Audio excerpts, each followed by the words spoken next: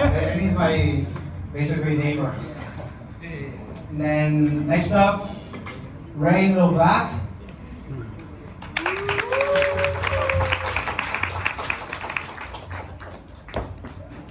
And last up, we have Nat, Cinematographer and Thonglor, one actor. So the idea of this panel is to get some insight on networking in entertainment. And if you guys could briefly introduce yourselves, starting from this one. So my name is Junior, music producer name is Fiendsh. I've been a music producer now for 12 years, and I release independently with a label in America called Kaiphobthawiphong, where they focus primarily on instrumental music and instrumentals. And I've been living off that just from streaming and producing stuff for bigger artists for about 5-6 years now. Yeah. And it's on. Hello? It's on? It's on, but... No, maybe no battery. My name is Nutshapon Tusangiam. My name is Nutshapon Tusangiam, and I go by Tu as an artist name, but like it's TU with 2 exclamations, so it sounds like, like two, So I'm a street artist, visual artist. I've been doing like illustrations and collaboration with brands, with so many brands, but I'll get to that later. I've been doing this career for 5 or 6 years already, but I've been passionate about drawing since I was 4, and I still like I continue climbing up like trees of success to get into here. So here I am, and speaking some facts to you here today. So yeah, let's see. Great, thank you. Okay, so I am Ray Little Black, and I am a porn actress and both porn producer, and then I am streaming also. I'm doing YouTube also, and then now I'm doing Muay Thai, and then maybe, hopefully next year I want to fight. That's my dream, but I'm trying hard. Okay, Nat. Taste 1, 2, 1, 2. Oh. Shake. Oh, wait a second, sorry. Shake 1, 2. Okay, it's so bright here, and I'm the last person. To be honest, I'm a bit nervous, like with all these talented people and also beautiful women next to me.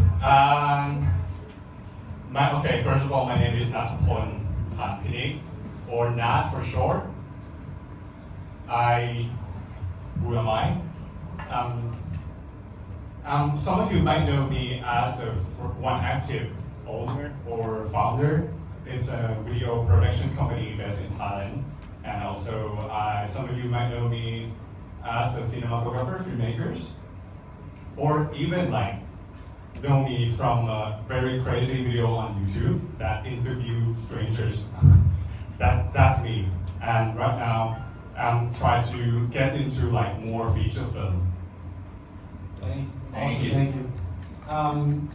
Yeah, so your YouTube channel, Nat Journey, right? Yeah. Yeah. How many followers do you have right now? Right now it's about 200,000 something. Okay, I've been watching, and I've seen you grow since a few years now. Yeah, I wanted to start with you, Nat. So you opened One Active this year, right? Correct? Exactly. This year, beginning yeah. of this year. So, as a new organization, as a new founder, and CEO, how do you foster a culture of creativity and innovation within One Active, and how has that contributed to your success? For me, I'm focused more on collaboration with anyone who I can work with. So when I start a filmmaking journey, I start just by myself. But to grow better and get bigger, I think we need collaboration to work with the great people. And that's how I become more open to meet up with new people and see their potential, what we can do after that. And also I hire a crew who will feel the same vibe, that we can work together.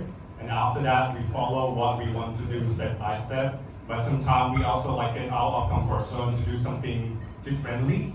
Because right now, everyone sometimes do the same thing because they follow some step. But we also breaking rules to do something new, and we openly open the door to speak up with others and let them share their ideas.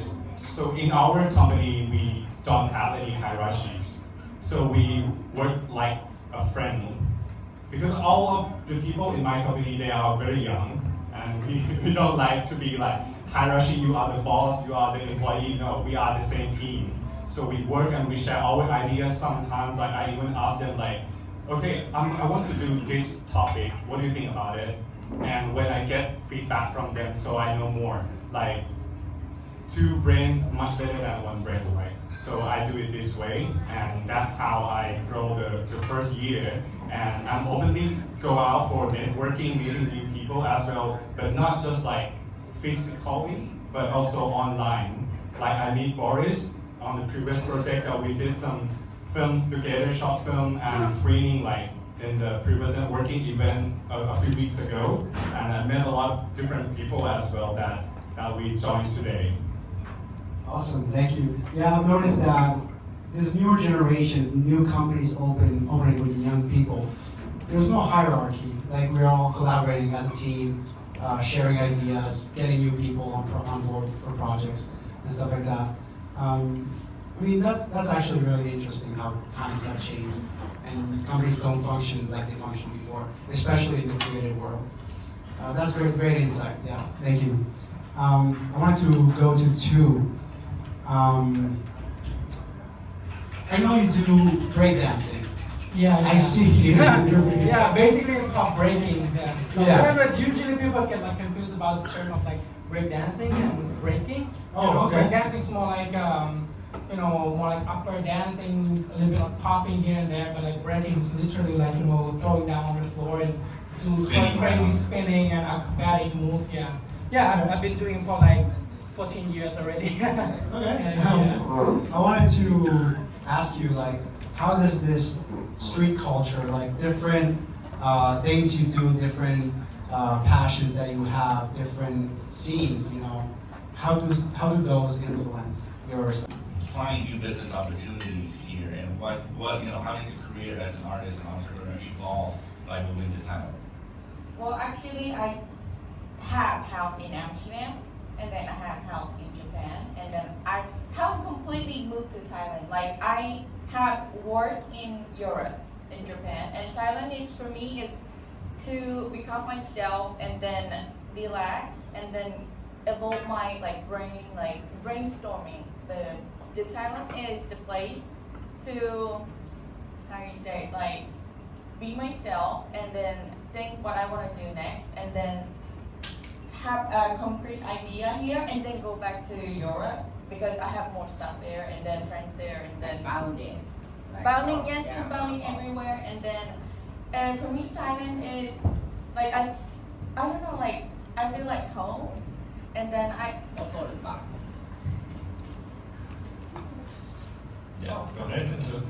Yeah, and then I don't actually really work here because I don't really want to work here. Right. Because this is my place to think what I want to do and then concentrate. Yeah, mostly in the film industry and also creative industry. I think for us, it's not just about exchanging business card, even though I have it, but it's more than that. It's more about the genuine connection between the creators or filmmakers like me today that I'm also invite some of the friends that I met on the previous networking event that we did some project together. Just today in the afternoon we also already did some interview with another Boris. We have two Boris here and he's filming right now.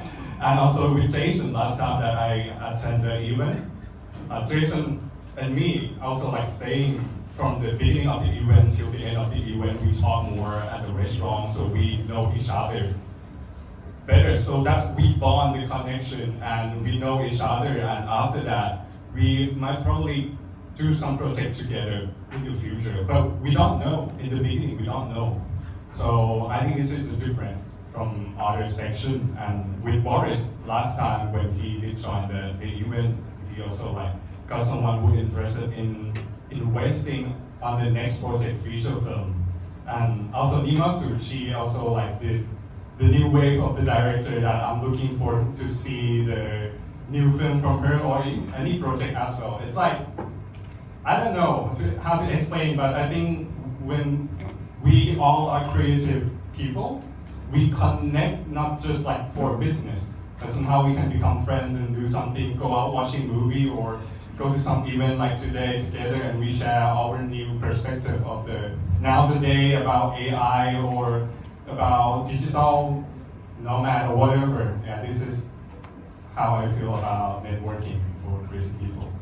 Okay, Ray, same question. So I am actually very different from other people in my industry if you talk about porn or adult industry, because I do not really network in my industry because I don't like partying, I don't really drink, and I'm like a nerd, like typical nerd who likes to stay at home or like to talk about something about the book or whatever. So what I do for my networking is I meet the people who has the same hobby or like outside of my industry, because for me nowadays to do networking inside of my industry is limited. Like you limit myself. Like all I talk about in my social networking is about, oh, what can we film? Oh, what we can film. Oh, I want to do this position. I don't want to talk about this anymore. Like now I want to talk about something more than my industry. So what I do would be like, I talk with my makeup artist, and then we talk about like what kind of like makeup I would make, or Muay Thai. Oh, what kind of like what did I say? About my match that I want to do like next year. Maybe it can be like idol match. Maybe it can be an actual amateur fight. But I would like to talk about something that I want to do next outside of the industry. Yeah, I think that's the beauty of networking is you can branch outside your avenues and find people with similar hobbies. By the way, I think Steve might be willing to fight you next year. Fine. Let's go. Let's start training. We're betting on. But we have to be of the same weight, right? I'm still betting on you. Are you gaining weight or I'm losing? I'm gaining. Okay, cool. Okay. Okay. 2. For me, I mean, like as painter or visual artist, sometimes it's hard for me to just like sit tight and just like, keep creating. It's a must for us because we have to, stay put and keep creating. But sometimes for me, inspiration can come from, going outside and meet people, For me, networking is not only just like meet people in a similar idea, creative area. Like this time I come here, I'm so interested or inspired, to come here to see people in such different zone. Like you a photographer, some is like cinematographer. You a multi artist. As they say. Yeah, without offending you. Yeah. So that, and you are a music producer. For me, listening to that story could give me like some inspiration to create, because my art is from like observing. Sometimes it could come from interior self, like, okay, this is how I feel. This is how I want to express, Artists are usually very egoistic, like, especially visual artists, like, I don't give a damn, I just want to create this, and you don't buy my work, I don't care. But for me, I feel like I'm different from the other, that I enjoy networking so much to meet new people. And sometimes it's so fun to see potential clients from like, promoting myself, because the way I see it nowadays that traditional painters still get stuck to that idea of being an artist, it's just to only create. It's not wrong. You can also do that. Like you are a hustler, you create it, like, you push your ass off and just like keep creating to make the best out of it. It's fine with you. I even want to do that too, but that's not who I am. I like to go meet people, and I think it's like heavily influenced me, and I really hope that when I get to meet people, I could also inspire some one as well. So it's like, it's about sharing, it's about inspiring each other. That's why I like, this kind of networking so much. Yeah. Thank you, awesome. And Junior as well. Can you repeat the question? Yeah, absolutely. So from your perspective, what makes networking unique and significant in the creative and entertainment industry compared to other sectors? I guess what makes it unique is, let's say you're working in an office, and I feel like all the people you will ever interact with are working at that same company, in the same floor maybe, and that's kind of your network circle. There's no reason for you to step outside of that and try to find more people, because the people who like work with what you work with and the stuff that you work with are all around you as well. But that's very different with the creative field, because when you're making art, you really do it for yourself. You start off, so you're by yourself, and it's a requirement for you to step outside and find other people who do also are in your industry. And I feel like that's something that's very unique about the creative field, where if you're something that's more stable, job, day-to-day, people who are in your field are like in your world all day. And I feel like what makes it actually really cool, and also kind of a negative sometimes, is when you're trying to connect with people in your creative field, it is time, like Raylo Black said, sometimes to always be talking in this field. And so it's kind of important to find friends. Networking to accelerate their growth. To accelerate their growth?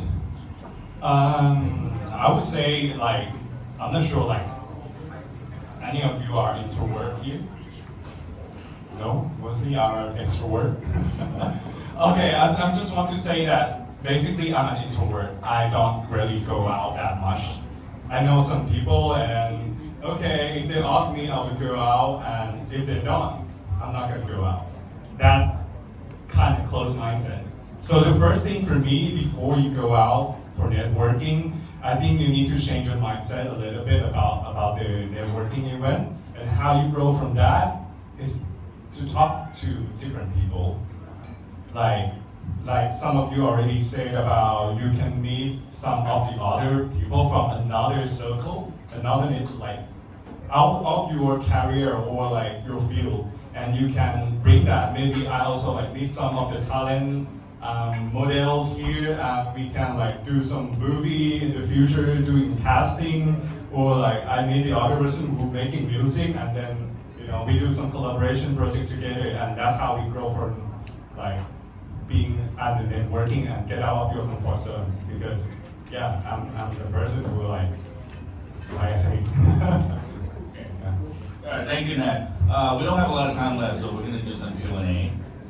So if you have any questions for the panelists, please ask now, before we get too drunk. So the mic is short, so you're going to have to come up here, sorry. So I have a question for any of you, if you have any opinion. So your context is very technical. So I want to know, what do you think about artificial intelligence and these new technologies that are coming? Have you thought about using them in your art, in your projects, or whatever? Yeah. I could start first, because it has been quite a bit of a controversial back then, like months ago, where there's like so many, AI generated photos popping in here and there, like a lot, and then, people in the art community got extremely concerned, including me. Back then I was skeptical, and I was so negative, like, why? I mean, like, why this? Are they gonna take over, humans' job or something like that? Even me, I also thought that, even though my career was fine, like, I didn't get affected at all. This industry, you have to show, like, what you got. Putting yourself out is most important. Well, I don't want to do this, but like, if you're a male and then if you want to be a porn actor, you have to show how good you look, how good you can act on camera, right? So first, you are nobody. Well, you have to start from zero. So you post something like this, or if you have like very little something, it's going to be your signature. Really size doesn't matter for me. if you can use it in the right way, it's okay. But you have to create the strong image, like, oh, he is the, little something, because you have little, this. You just have to have the right image, right advertisement for yourself, like huge horse or something, or like little mice. It has to be like, oh, you listen to his name and then you see the image of what he does or what he do in the camera, like Jody. He's like this kid, small guy, because he has this image. And then like Danny D, oh, he got like horse big. And then you have this image. Or like Jody Sins, oh, the bold guy. You have to have a strong image of, you hear the name and then you see what they do. Like for me, it's like hardcore, like get so messy. And you just have the strong image for your name. Do you have any advice for the cameraman? Cameraman! Not for you, huh? I think, and nowadays, if you're good at photos, videos on social media, I think you can just get like the attention quickly. Especially on Twitter, I would recommend if you want to dive into this, like not saying film industry, Twitter would be the best.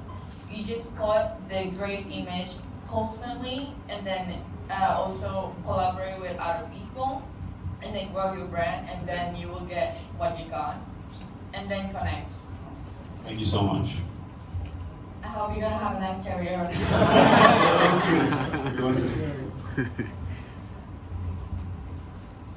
Hey, I have a quick question for Junior. When Jordan America blew up, right when you were done mixing it, did you know that people were gonna fuck with it? Absolutely not. So you knew that you had to play it a few times in some gigs to see how people would interact That song with it? specifically, I made it when I was 19 years old in Chicago. And I was making my first album, and at that time I wasn't signed to a record label at all, so I was still in school as an audio engineer, just kind of going to class and do music production on the side. And I was working on this project because I've only released like 5-track EPs on my SoundCloud, my Bandcamp, here and there. And this was going to be the first project where it was a full album, 16 songs that turned out to be at the end. But this song, I made it, and I wasn't even going to add it to the album originally. But like I said, with collaborations, there was some guy we were sharing music with that he really liked that song. And he was very adamant that it should be song #1. And so I trusted him. And he was right. It was my most popular song till today, for sure. Awesome. Thank you. Hello everyone, my name is Nick, and I would like to ask especially a question for you. Yep. I didn't know you before this event, and we thought about the street art. What is the type of the street art that are you doing for? So it's like paintings on the walls or like exhibitions on the streets? Yeah, I do exhibition, I do graffiti, like, spray can on the wall. I do digital paint. Basically, I do everything, like everything that, as long as my kind of style, as long as I'm comfortable creating it, but yet I don't want to just like pause myself that, okay, I was known from NFT, as an NFT artist, it was like when it was like blown, up here in Thailand, where I was like I'm one of like the 10, like well-known NFT artists there. But I used to get consumed by that type of ego, like, oh, I'm such a good NFT artist, I just gotta continue doing this. But overcome that fear when the time that I put something out there, and like right now I'm also facing that kind of state for my YouTube channels. It used to be like, okay, 100,000 views, 1 million views, but now it's just 100 views. What happened? We don't know. But if we keep doing it, continue doing it, put it more, learn from it, learn from the failure, and try experimental new thing. Because nowadays, if people do the same thing, it's gonna be like too boring. And if we already have everything the same, why they have to watch your video or like watch your movie if it's look the same, right? So we have to try to create something new, different. I know it's maybe sound like cliche that there's nothing new anymore, but I think just some little aspect that you can put in that your work, and you can create something different, and you find your own niche. So maybe you can grow up with that. That's pretty Yeah, it's just sometimes there's like I have like this conflict between I want to do things my way, but then I know that if I do it other ways, other people are gonna like it more. So I have like that conflict, man. Like actually I want to do it like this, but I know if I do it that way, more people are gonna see it. And sometimes I'm like, I cannot like really like make up my mind with that. You know, like a little bit like confused. But I get your point, so. Totally understand. Yeah. Also, what you said with the views, like from 100,000 to 100, I use like TikTok to promote my songs, and I have the same thing. I used to have like a lot of views, and now it's like going down, and I'm like, oh my god, I don't know what to do. So I feel like it's normal nowadays because we are in a generation of people just consume things for a quick rough time and move on. We are part of getting affected too. Like I'm the same too. Like sometimes there was like. I think every artist always has their own prime time, right? Like where people are like, oh my god, I love your work, have so many crazy collaboration, get to work, with crazy brands constantly, and then things start to go south and people are not watching or consuming your art anymore. But I agree with Matt that because I listened to one of the very famous artists in Thailand as well, and he said that he faced the same situation too. Everybody faces the same. All you need to do is consistency. Like you just keep pushing, creating, but yet never forget to, improve or change to something new. You don't have to even push. For me, it's like a surfing. Okay, it's like if you don't feel like it, you just, try to not to fall down, but you can just, do like this, and then if the big wave comes, okay, let's do it. Not okay. It doesn't have to be keep pushing. In my opinion. Yeah, to close it off, I want to add like a little thing. You're gonna be the biggest critic of your work. Nobody else is gonna criticize your work as much as you do. And you're gonna feel like shit for 90%, 95% of your work. That's just how it is. That's the game of being an artist and being a creator.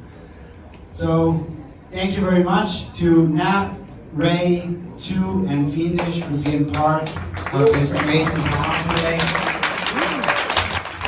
Thank you to The Rat for hosting the event. Thank you for Stone. A special thanks for them for sponsoring and always supporting us in these events. Thank you all for being here. The panelists will be around to talk with you guys. You can ask questions, be around, have a drink together, and we will have DJ Harshmellow. We're gonna have who else we have? Sorry, Soul and Mac for the after party DJing. So stick around, have fun, get a drink, and chat with each other and get to know each other. Thank you very much.